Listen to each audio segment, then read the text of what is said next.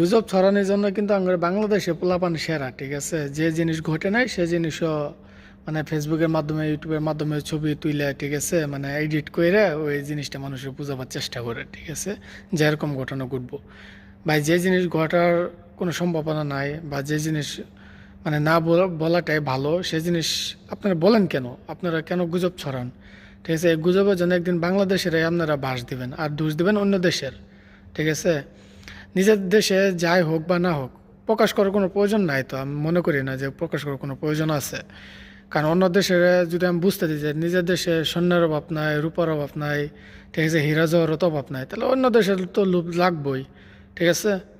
তো আপনারা এসব বাদ দেন, ঠিক আছে, কয়েকটা ভিউ পাওয়ার জন্য, টাকা পাওয়ার জন্য, ঠিক আছে, লাইক পাওয়ার জন্য এসব করেন না, ঠিক আছে? দেশের ক্ষতি করেন না। যদি ভালো না লাগে দেশ থেকে চলে যান, সমস্যা না। আপনার ঘরের মতো লোক দিলেন দেশে দুই তিনটা না থাকলে কোনো সমস্যা নাই, ঠিক আছে? আপনারা দেশে থাকেন না, ঠিক আছে? দেশটা আপনার বাপদাদার না যে আপনার গুজব ছড়ায় মানে দেশের একটা বিপদ ডেকে আনবেন, ঠিক আছে?